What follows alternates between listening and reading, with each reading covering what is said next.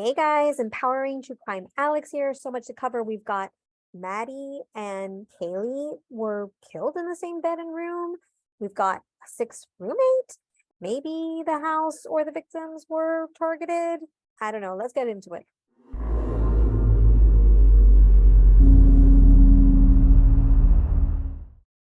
All right. So the first thing I wanted to do was let's look at the updates we've got. So this was posted yesterday by the city of Moscow, not Moscow, Moscow Police Department.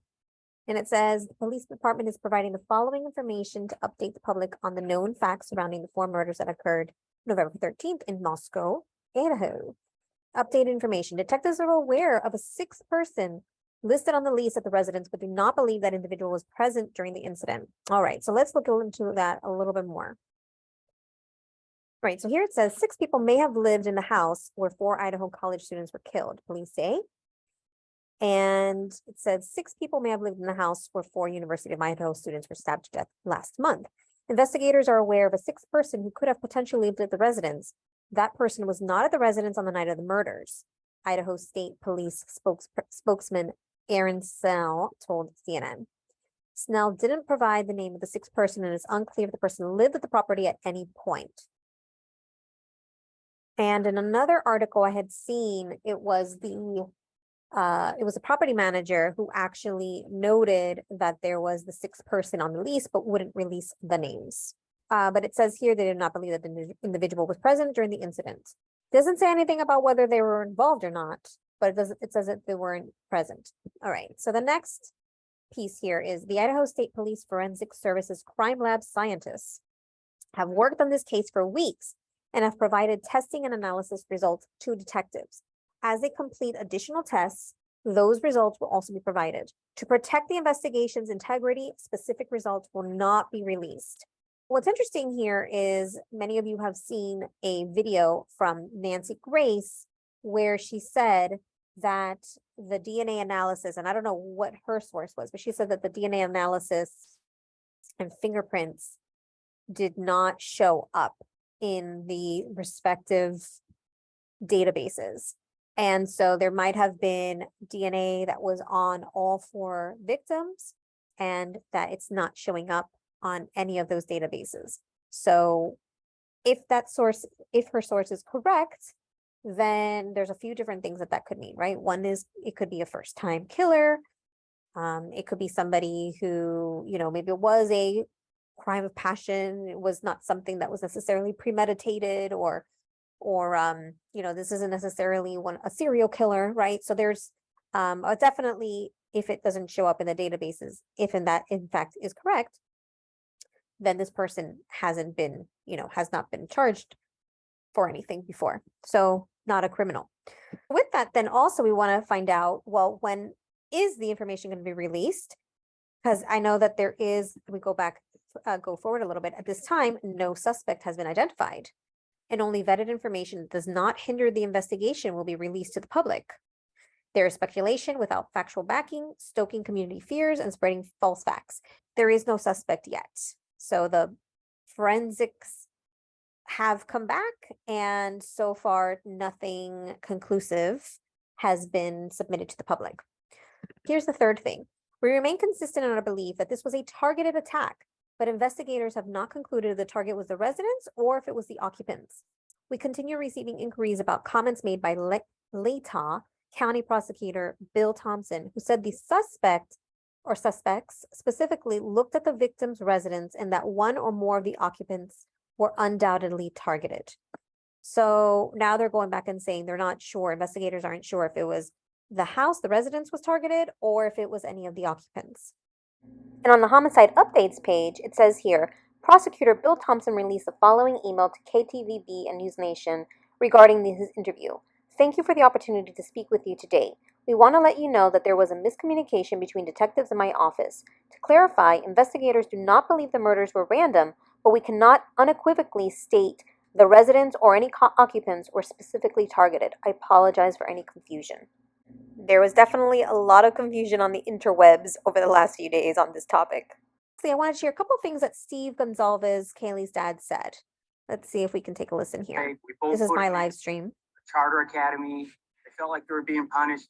6th grade, they just found each other, and every day they did homework together. They came to our house together. They shared everything. They convinced us, they made a proposal to go to high school, to a regular high school. So then they went to high school together. Then they started looking at colleges. They came here together. They eventually get into the same apartment together. And in the end, they died together in the same room, in the same bed. And it's a shame and it hurts. But the beauty of the two always being together is something that it comforts us. It lets us know that they were with their best friends in the whole world. It's like a book. It's like some kind of terrible chapter, but there's beauty in it.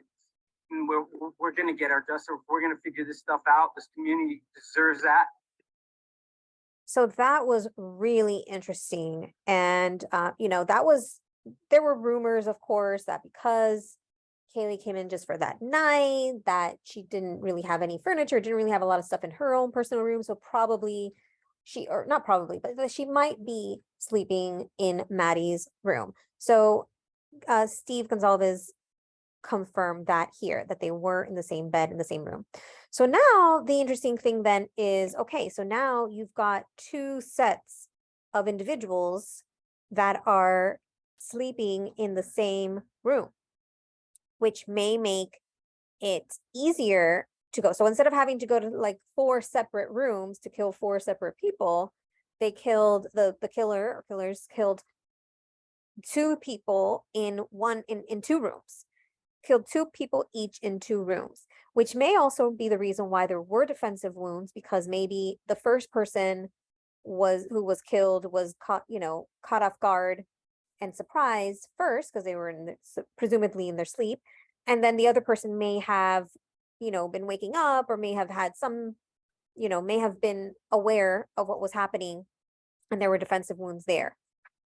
Steve Gonzalez also talks about the 911 call. He says in this Fox 13 article, the father of slain University of Idaho student Kaylee Gonzalez said in an interview Tuesday that the initial 911 call may have come in as an unconscious person report because his daughter wasn't answering her phone.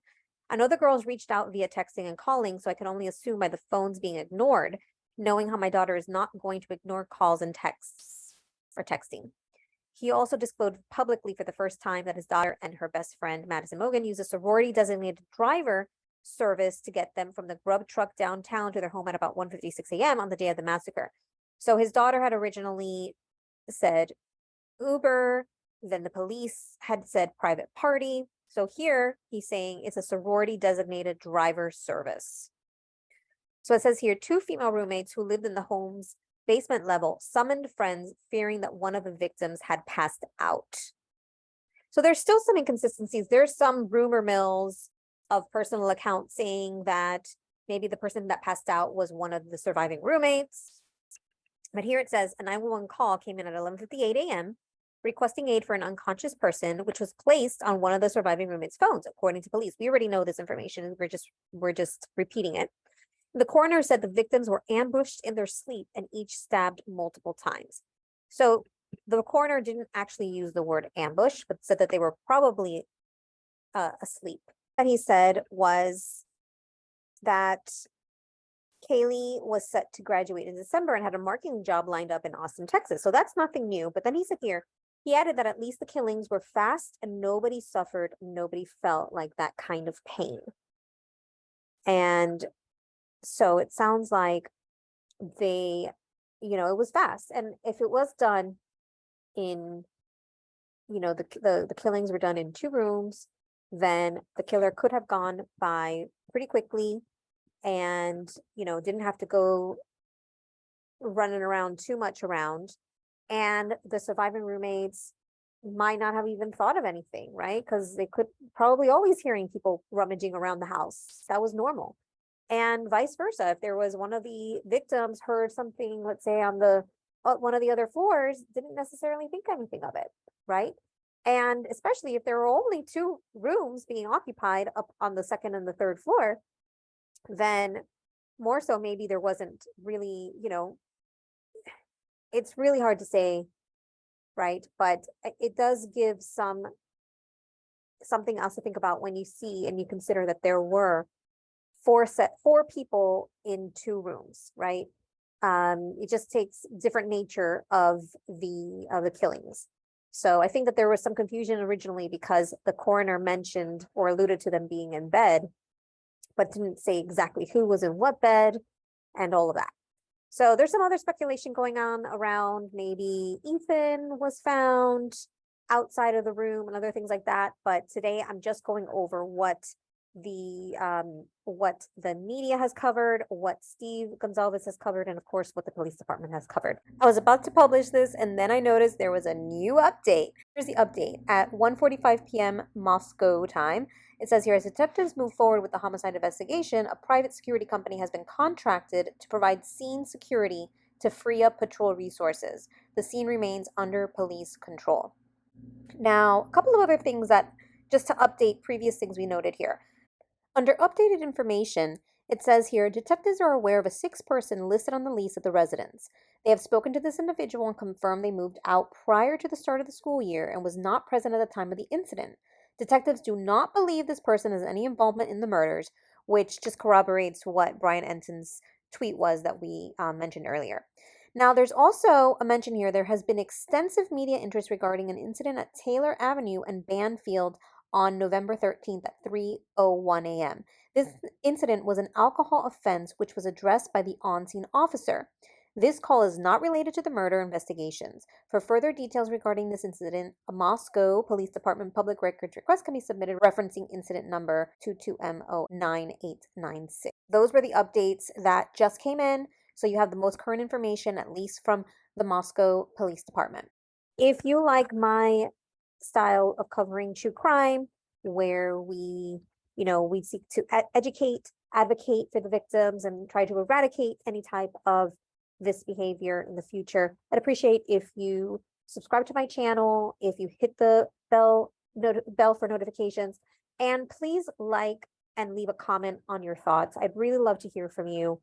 If there's anything that I'm missing, if there's any information that I should know about, any tips, please feel free to send them to me. You can also email me at empoweringtruecrime@gmail.com if you have any tips or leads. With that, I hope you have an amazing day. Stay safe, stay thriving, and have an empowered rest of your week. Bye, everyone. Don't forget to subscribe, like, and hit the bell button for notifications. Thank you.